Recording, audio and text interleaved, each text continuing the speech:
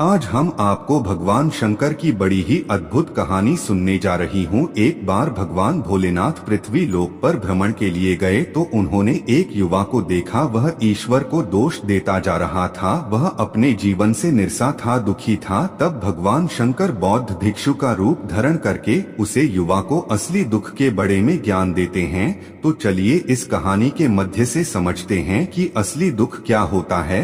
अगर आप यह कहानी सुन रहे हैं तो पूरा सुनिए। इस कथा को आधा अधूरा छोड़कर जान की गलती मत करेगा, क्योंकि इस पवित्र कथा को पूरा सुनने से मां चाहा फल की प्रताप होगी। इसलिए इस कथा को पूरा सुन। आप शिवा भक्ति हैं तो भोलेनाथ का अंदर ना करें। सुख और दुख एक ही सिक्के के दो पहलू है, यह बात तो आपने सुनी ही होगी। सुख और दुख हमारे जीवन में लगातार आते ही रहते हैं और हमें लगता है कि हमारे जीवन में हजारों दुख हैं, हजारों समस्याएं हैं। लेकिन अगर आप वास्तविक तौर पर देखें, अगर आप इस बात को अच्छी तरह से समझे तो आप यह समझ पाएंगे कि हमारे जीवन में केवल एक ही दुख होता है। और दुख क्या है वो हम इस कहानी के मध्य से जानेंगे।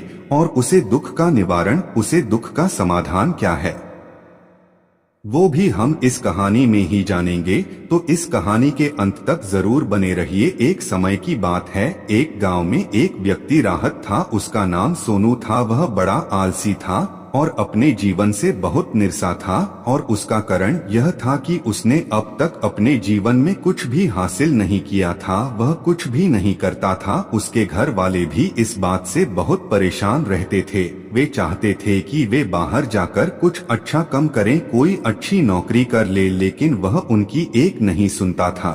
घर वाले दूसरों का उदाहरण देकर उसे तानी मारते थे, उसे तरह तरह की बातें कहते थे, लेकिन उसे कोई फर्क नहीं पड़ता था। जबकि उसके सारे मित्र कामयाब हो चुके थे, कोई अच्छा व्यापार कर रहा था तो कोई अच्छी नौकरी कर रहा था। जी कारण जब भी वो लोग मिलते तो वे लोग अपनी बाढ़ चढ़कर बनाई किया करते हैं, लेकिन सोनू कुछ नहीं करता था। जी कारण जब भी कोई उससे पूछता कि तुम क्या कर रहे हो तो वह कुछ नहीं का पता। उसे यह खाने में बहुत शर्म महसूस होती थी कि वह कुछ नहीं करता। वह हमेशा सबसे केवल एक ही बात कहता था कि मैं कोशिश कर रहा हूँ, लेकिन उसकी कोशिशें का कोई भी फल किसी को नजर नहीं आ रहा था। देखते ही देखते अब ऐसा समय आ चुका था कि सोनू सभी से मुंह चपटा फिरता ताकि कोई उसे यह ना पूछ ले कि तुम क्या करते हो। जी कारण वह कभी किसी के सामने भी नहीं आता था। धीरे धीरे उसका माँ दुखी होने लगा था। वह बहुत निराशा रहने संगीत लगा। धरती पर बोझ है। जी कारण वह अपने आप को बहुत अकेला महसूस करता, बहुत तन्हा महसूस। एक दिन तो उसके माँ में यह भी विचार उत्पन्न होने लगे कि मेरे हाथों में कुछ नहीं है तो मैं क्या कर सकता हूँ। अकेले बैठकर वह रोता रहा और भगवान को दोष देता रहा। एक दिन छुपता छुपाते वह घर से निकालकर कहानी जा रहा था। तभी उसने रास्ते में देखा कि एक बौद्ध भिक्षु लोगों को प्रवचन दे रहे हैं और प्रवचन में वह दुख की बातें कर रहे हैं। सोनू कुछ डर के लिए अपना मुंह छुपकर वहीं पर खड़ा हो गया ताकि उसे कोई देख ना ले और चुपचाप भी उन भिक्षु की बातें सुन रहा था। बौद्ध भिक्षु सभी को प्रवचन में कह रहे थे कि दुख हमारा सबसे बड़ा साथी है। हमें दुख अपने जीवन के बड़े में समझता है और हमें सही जीने का तरीका संगीत, बल्कि आप दिन भर दिन और कमजोर होते जाएंगे, निराशा होते जाएंगे। सोनू छुप छुप कर उन बौद्ध भिक्षु की ये सारी बातें सुन रहा था। जैसे ही उपदेश खत्म हुआ वह उन बौद्ध भिक्षु के पास पहुंच उन्हें प्रणाम करके वह कहता है महात्मा, अभी आप कुछ देर पहले दुख को गुरु बता रहे थे। आप कह रहे थे कि दुखों से हमें सीखना चाहिए, हमें उन्हें अपना गुरु बनाना चाहिए। लेकिन मैं भी तो अपने दुखों से परेशान हूँ, अपने जीवन से परेशान हूँ। मैंने अब तक जो दुख झेला है, मुझे तो कभी ऐसा प्रतीत नहीं हुआ कि मेरे दुख मुझे कुछ सिखा रहे हैं, बल्कि मुझे तो हमेशा यही लगता है कि वो मुझे पीड़ा दे रहे हैं, तकलीफ दे रहे हैं। पर दुख की पीड़ बहुत भयंकर होती है। ऐसा लगता है अब इसके बाद हमारा जीवन समाप्त हो जाएगा, इसके बाद हमें कुछ नहीं मिलने वाला और यहाँ तक कि हमें मृत्यु भी उसके सामने कम लगती है। जब लोग तानी मारते हैं, जब लोग यह कहते हैं कि तुम क्या कर रहे हो, तो माँ बहुत ठेस पहुँचती है और मैं उनसे कुछ नहीं का पता। सोनू की यह सारी बातें सुनकर वो बौद्ध भिक्षुक सोनू से कहते, और तुम दुख के बड़े में ऐसी बातें। सोनू ने अपने ऊपर भी दी हुई सारी बातें उन बौद्ध भिक्षुक को बता दी और खाने लगा है। महात्मा, क्या आपके पास मेरे दुख का कोई समाधान है? सोनू की यह बात सुनकर वो बौद्ध भिक्षु मुस्कुराने लगे और सोनू से कहते हैं, बेटा, जब तुम्हारे जीवन में कोई असली दुख है तब तुम मेरे पास आना, मैं इसका समाधान तुम्हें अवश्य बताऊंगा। उन बौद्ध भूषण यू की सोनू थोड़ा सा अचरज में पड़ गया। उसे यह समझ नहीं रहा था कि क्या उसने अब तक जो दुख झेला है वह असली दुख नहीं है। उसने जो अब तक पीड़ा ही सही है, जो तानी सही है, जो तकलीफें उठाई हैं, क्या वह असली दुख नहीं है? आगे वह माँ ही माँ अपने आप से कहता है कि जब मुझे मेरे अपने नहीं समझ पे तो ये बौद्ध भिक्षु मुझे क्या समझेंगे। इतना सोचकर वह वहां से चला गया। सभी लोगों के तानी सुन सुनकर सोनू बहुत थक चुका था, तो बहुत निराशा हो चुका था। जी करण उसने निर्णय लिया कि वह अब कुछ करके दिखाएगा। उसने अपने पिता से थोड़ा सा रुपया लिया और उसे रुपया से उसने एक व्यापार शुरू किया। उसके पिता बहुत खुश थे कि कम से कम मेरा बेटा कुछ करने का प्रयास तो कर रहा है, लेकिन उसे व्यापार में कोई सफलता नहीं मिल रही थी। जी करण वह बहुत ही हताश हो चुका था, वह बहुत निराशा हो चुका था। उसे यह समझ नहीं रहा था कि वह क्या करें, किस तरह से अपने व्यापार को आगे बढ़ाई। तभी उसके पिता ने उससे कहा, बेटा कोई बात नहीं, इसी तरह से प्रयास करते रहो, आज नहीं तो कल सफलता अवश्य मिलेगी। सोनू ने अपने पिता की बात मानी और अपने व्यापार में और भी कभी मेहनत करने लगा। धीरे धीरे उसे सफलता मिलने लगी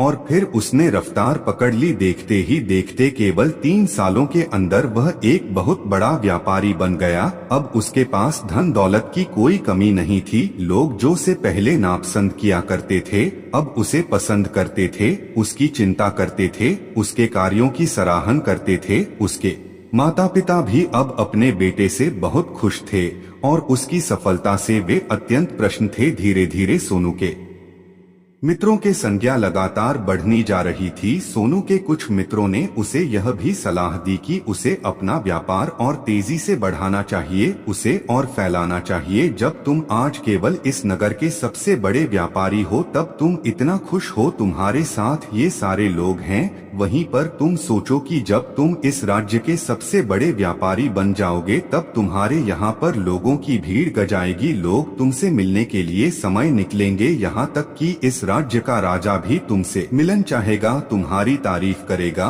और यदि कभी ऐसी जरूर आंच पड़ी तो वह तुमसे धन भी उधार लेने के लिए अवश्य आएगा। सोनू को अपने दोस्त की यह बात बहुत पसंद आई। सोनू ने सोचा कि मेरे मित्र सही कह रहे हैं, मुझे अपने व्यापार को और बड़ा करना चाहिए और फैलाना चाहिए, तभी तो हर कोई मेरे बड़े में जान सकेगा, हर कोई मुझे पहचाना। संगीत जी करण उसने कुछ अनुचित कम उठा ताकि उसका व्यापार जल्दी से जल्दी और बड़ा हो जाए। उसने कई लोगों से अधिक मंत्र में धन उधार ले लिया, जिससे उसके ऊपर अब काफी रन हो चुका था।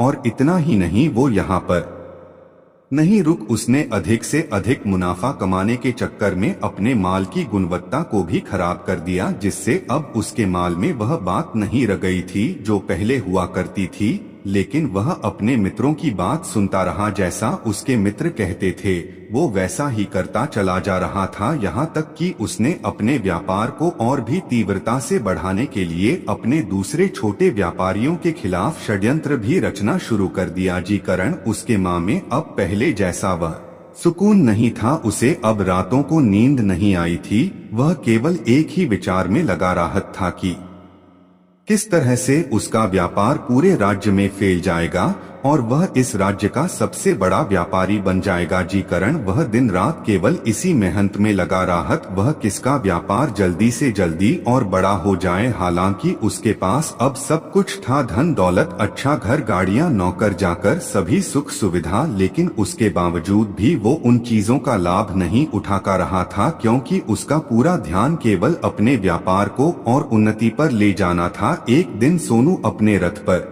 बैठकर एक मार्ग से होकर गुजर रहा था, तभी रास्ते में उन्हें गुरुवार का आश्रम भारत यह देखकर वह उन बौद्ध भिक्षु के पास गया और बौद्ध भिक्षु से खाने लगा है महात्मा, आपने कहा था कि जब मेरे जीवन में कोई असली दुख आए तब मैं आपके पास आऊं, इस कारण मैं यहाँ पर आया हूँ। आज मैं बहुत दुखी हूँ, मैं रातों को सो नहीं पता, मेरे पास सब कुछ होते हुए भी मैं उनका लुत्फ नहीं उठा पता। उसने अपनी सारी बातें एक एक करके, बेटा जब तुम पहले बार आए थे तब भी तुम बहुत दुखी थे, लेकिन तब तुमने अपने दुख से क्या सीखा था? इसके जवाब में सोनू उन बौद्ध भिक्षु से कहता है महात्मा, जब मैं अपने जीवन में कुछ नहीं करता रहा था तब मैंने अपने दुखों से यह सीखा था कि केवल सोने मंत्र से कुछ नहीं होगा, उसके लिए हमें कुछ करना भी पड़ेगा और केवल कोई कर्म करना ही हमें सफल नहीं बनाता, बल्कि उसे कर्म को उसके अंजाम तक पहुंचाना हमें सफल बनाता है। फिर चाहे रास्ता कैसा भी हो, फिर चाहे परिस्थितियों कैसी भी क्यों ना हो, फिर चाहे कितनी ही बढ़ाए आपके रास्ते में क्यों ना ए जाए, चाहे ऐसा क्यों ना लगे कि अब आपके जीवन में कुछ नहीं बच्चा और आप कुछ नहीं कर सकते, तब भी हौसला बनाए रखो, उम्मीद ना छोड़े और अपने कार्य पर डेट रहो, यह सोचकर कि जब तक मैं अपने कार्य को सफल नहीं कर लेट, जब तक मैं अपने लक्ष्य तक नहीं पहुंच जाता, तब तक मैं इस कार्य को करता रहूंगा, मैं इस कार्य में अवश्य सफल होकर ही रहूंगा। जबकि बाकी लोग केवल सफल लोगों को महत्व देते हैं, उनके कर्मों को नहीं। सोनू की यह सारी बातें सुनकर वह बौद्ध भिक्षु मुस्कुराने लगे और इस सोनू से कहते हैं, बेटा जब तुम्हारे जीवन में असली दुख आए तब तुम मेरे पास आना, मैं तुम्हारी समस्या का समाधान अवश्य करूंगा। इतना कहकर वह बौद्ध भिक्षु वहां से उठकर चले गए। सोनू एक बार फिर से उनकी यह बातें सुनकर आश्चर्य चकित रह गया। उसे अब यह समझ नहीं रहा था कि क्या उसने जो दुख देखा है, उससे जो तकलीफ है अब तक सही है, क्या वह असली दुख नहीं है? उसके मां में अब एक सवाल उत्पन्न होने लगा कि असली दुख क्या है और इसकी पहचान क्या है और मुझे कैसे पता चलेगा कि इस समय में असली दुख मैं हूँ। लेकिन उसने कुछ नहीं कहा। भैया सब सोच ही रहा था कि तभी वह बौद्ध भिक्षु सोनू के पास एक बड़ा सा घर लेकर पहुँच जाते हैं। उसे घर के अंदर सोने के सिक्के थे। उसे घर को देते हुए वह बौद्ध भिक्षु सोनू से कहते हैं, बेटा तुम इसे उसे पर के नीचे ढाबा दो, क्योंकि ये मेरे किसी कम का नहीं है। जब मुझे इसकी जरूर पड़ेगी तब मैं वहां से खोदकर इसे निकलेगा, लेकिन अभी के लिए इसे वहां पर मिट्टी के नीचे ढाबा दो। सोनू ने उसे बौद्ध भिक्षु की बात मान ली और वो घर उसे पर के नीचे जाकर मिट्टी में ढाबा दिया। इतना करके वह गुरुवार को प्रणाम करता है और वहां से वापस अपने घर की ओर लौट जाता है। धीरे धीरे समय बिताता गया। समय के साथ साथ सोनू व्यापार में और भी ज्यादा उन्नति कर चुका था, लेकिन माल की गुणवत्ता अच्छी न होने के कारण अब उसके व्यापार में घाट होने लगा और धीरे धीरे ऐसा समय आया कि उसका व्यापार पूरी तरह से चौपट हो गया। संगीत लेकिन वह तो यह सोचकर निश्चित था कि उसने जो कुछ भी कर्ज लिए हैं वो कर्ज उसने अपने मित्रों से लिए हैं, जी कारण वह उन्हें लौट आने में थोड़ी डर अवश्य कर सकता है।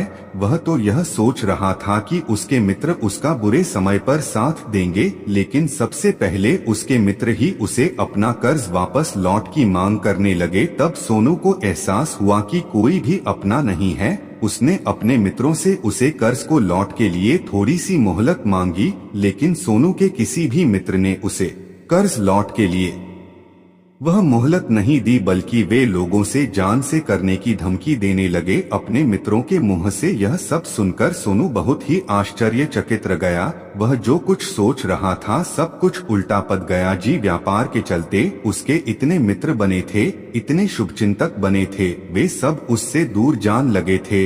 हर कोई उससे पीछा छुड़ाना चाहता था, कोई भी उसका साथ नहीं देना चाहता था। धीरे धीरे उसकी सारी संपत्ति नीलम हो गई। अब उसके पास कुछ नहीं बचा था, वह सड़क पर चुका था। उसने हार मानकर अपने माता पिता से कहा, पिताजी मेरी मदद कीजिए, मेरे ऊपर बहुत ऋण है।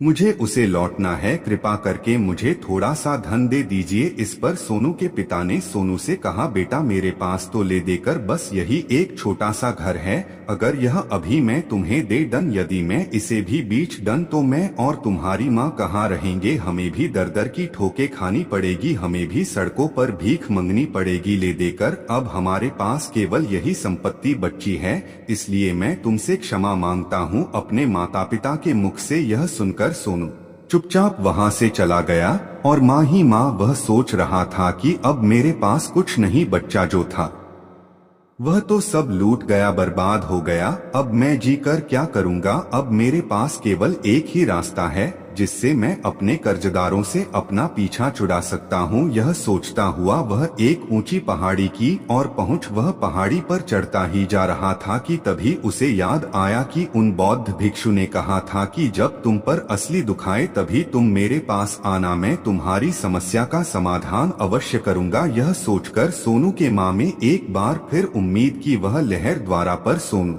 तुरंत दौड़ता हुआ उन बौद्ध भिक्षु के पास पहुंच और सोनू ने उन्हें प्रणाम करके अपने ऊपर बीती हुई हर एक बात उन्हें बता दी और खाने लगा है। महात्मा, आपने कहा था कि जब मेरे ऊपर असली दुख आएगा तब आप उसका समाधान अवश्य करेंगे। तभी वह बौद्ध भिक्षु सोनू की इस बात को सुनकर मुस्कुराने लगे और कहते हैं, बेटा कहाँ है असली दुख, जब तुम्हारी जीवन में असली दुख आएगा तो मैं उसका समाधान अवश्य करूंगा। सब्र का बंध टूट गया और सोनू ने उन बौद्ध भिक्षुओं से कहा है, महात्मा आखिरी असली दुख क्या होता है? क्या मैंने आज तक जो भी दुख झेला है, जो भी तकलीफें आज तक मैंने सही है, क्या ये दुख नहीं है? क्या इसे दुख नहीं कहते? तभी वो बौद्ध भिक्षु सोनू से कहते हैं, बेटा पहले तो मुझे ये बताओ कि तुमने अपने दुख से क्या सीखा है। इसका जवाब देते हुए सोनू उन बौद्ध भिक्षु से कहता है, मेरे पास आना, मैं इसका समाधान अवश्य करूंगा। संगीत। लेकिन उसने अपने हाथों में पैर हुए उसे घर को देखा जिसके अंदर सोने के सिक्के थे। यह देखकर उसे माँ ही माँ यह लगा कि चलो अब तो थोड़ी सी राहत अवश्य हो जाएगी, मैं अपने मित्र का वो कर्ज लौटा सकूंगा और एक नया व्यापार भी फिर से आरंभ कर सकूंगा। जी करण उसने उन बौद्ध भिक्षुओं को प्रणाम किया, उनका धन्यवाद किया और वहां से चल पड़ा। सोनू ने उसे सोने के सिक्कों से सभी का कर्ज लौटा दिया और अपने लिए एक बार फिर से नया व्यापार शुरू किया। व्यापार छोटा था लेकिन अब की बार सोनू बहुत खुश था। उसने पूरी ईमानदारी, मेहनत और लगन के साथ अपने व्यापार पर काम किया और देखते ही देखते एक बार फिर से वह एक बार व्यापारी बन गया। लेकिन अब की बार वो बहुत खुश था क्योंकि इस बार उसने कोई लालच नहीं की, नहीं किसी के लिए षड्यंत्र रचा, बल्कि उसने पूरी ईमानदारी और मेहनत के साथ अपने व्यापार पर काम किया। लेकिन जैसे जैसे आप धनी होते जाते हैं, जैसे जैसे आप अमीर बनते जाते हैं, समाज में एक डर और उत्पन्न होने लगता है और वह अपनी दौलत को ना को देना। जी करण आप लोग दान करना शुरू कर देते हैं, पुण्य करना शुरू कर देते हैं, लोगों की मदद करते हैं ताकि आपके जीवन में कभी कोई दुख ना आए। लेकिन यह जीवन सुख और दुख का संगम है। जी करण हर किसी को सुख और दुख से होकर गुजरा ही पड़ता है। इसी वजह से एक बार फिर से सोनू के जीवन में एक और दुख उत्पन्न हुआ। अब की बार उसके माता और पिता दोनों की मृत्यु हो गई। सोनू अपने माता पिता से बहुत प्रेम करता था। जी करण उसके माँ को बहुत गहरा आघात पहुँच। जब आखिरी बार वह उन्हें देख रहा था तो उसके माँ में हजारों सवाल उत्पन्न होने लगे। वह अपने घर लौटा। घर लौटकर उसने देखा कि जी संपत्ति के लिए वह हमेशा लड़ते झगड़ने रहते थे। आज उसकी देखभाल के लिए कोई नहीं था। उसके माता पिता ने जो भी मेहनत की, जो भी अपने जीवन में इकट्ठा किया, सब यही रह गया। लेकिन अब सब कुछ खत्म हो चुका था है और सोनू का माँ अब बहुत बेचैन हो रहा था। उसके माँ में हजारों सवाल उत्पन्न हो रहे थे और वह अपने आप को बहुत अकेला महसूस कर रहा था। उसे बहुत खाली सा महसूस हो रहा था। उसने इधर उधर देखा लेकिन उसे कुछ समझ नहीं आया। तभी उसे उन बौद्ध भिक्षु की याद आई। वे तुरंत ही भाग भाग उन बौद्ध भिक्षु के पास पहुँच। उसे देखते ही उन बौद्ध भिक्षु ने सोनू से सवाल किया और कहा, क्या बात है बेटा, क्या कोई फिर से दुख आज पर है? तभी सोनू ने कहा, नहीं गुरुदेव, अब तो सब ठीक है।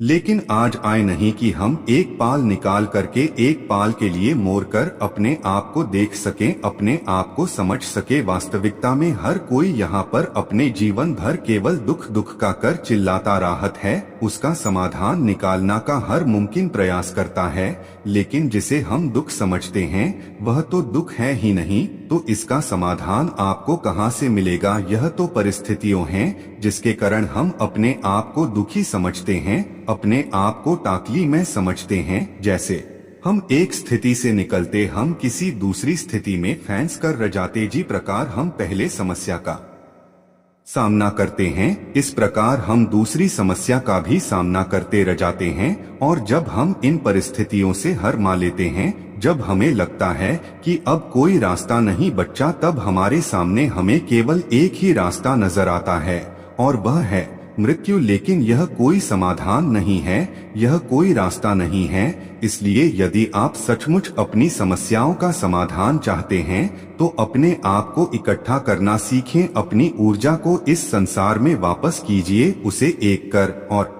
अपने ऊपर ध्यान लगा। मृत्यु से पहले अपने आप को पहचानो, अपने आप को जानो, अपने आप को बिखरने ना दो। तभी सोनू बौद्ध भिक्षु से कहता है महाराज, तो क्या हमें इस जीवन को नहीं जीना चाहिए? क्या हमें अपनी इच्छाओं को नहीं पूरा करना चाहिए? तभी वह बौद्ध भिक्षु सोनू के इस सवाल का जवाब देते हुए कहते हैं कि हमें किसी से भी लगाव नहीं रखना चाहिए, हमें अपनी इच्छाओं को मार देना चाहिए, हमें संपत्ति इकट्ठा नहीं करनी चाहिए, क्योंकि हम मनुष्य की इच्छाएं, कामनाएं, वासनाएं ऐसे होती हैं जैसे मानो कि एक पर्वत से गिरता हुआ झरना, जी पर किसी का नियंत्रण नहीं है सिवाय देखते रहने की और परेशान होने के। लेकिन जब तुम अपने ऊपर ध्यान देने लगता हो तब तुम अपने आप को पहचान जाते हो, समझ जाते हो, तब तुम इस पर नियंत्रण कर सकते हो, तब इच्छाएं भी तुम्हारे वाश में होती है और फिर तुम चाहे तो उन्हें छाप पूर्ति भी अवश्य कर सकते हो। गुरुदेव की यह सारी बातें सुनकर सोनू ने गुरुदेव से कहा है महाराज, आपका बहुत बहुत धन्यवाद, आपने मेरी सबसे बड़ी समस्या का समाधान आज कर दिया है। मैं आज से अपने आप को एकत्रित करूंगा। गुरुदेव, मानव शरीर में बहुत ऊर्जा है, बहुत शक्ति है, पर वह बेकार के केमोन में गजाती है। जी कारण हमारा जीवन भी बेकार की चीजों में लगा रहत है, लेकिन हम कभी भी इस पर अपना ध्यान नहीं देते, हम अभी भी अपनी ऊर्जा को केंद्रित नहीं करते, अपने ऊपर कभी ध्यान नहीं देते। हमारा जीवन भी कुछ ऐसा ही है, हम अपने जीवन में हमेशा अपने आप से ऊपर वाले से सवाल करते रहते हैं कि हमारे जीवन में इतना दुख क्यों है। हम सभी के माँ यह सवाल तो अवश्य ही उठाता है और इसका जवाब है कि वह ईश्वर यह चाहता है कि हम अपने जीवन के अंतिम दुख तक पहुंच सके, उसे गहराई तक पहुंच सके, जहां पर हमें यह पता चल सके कि हमने अभी तक अपने आप को नहीं जान, अपने आप को नहीं पहचाना। मानव शरीर के अंदर जो ऊर्जा है, जो शक्ति है, उसके बड़े में हम अभी तक नहीं जानते। हम अपने आप को चाहे तो एकत्रित कर सकते हैं, अपने आप पर नियंत्रण कर सकते हैं, लेकिन हम अपनी इस ऊर्जा का व्यर्थ उपयोग करते रहते, व्यर्थ की चीजों में लगा देते। जी कारण हम अपने आप को कभी नहीं पहचान पाते और ना ही कभी अपने आप पर नियंत्रण कर सकते हैं। लेकिन यदि आप अपने आप को जानना चाहते हैं, अपने आप को पहचाना चाहते हैं, तो पहले आपको खुद को एकत्रित करना होगा, अर्थात ध्यान लगाना होगा।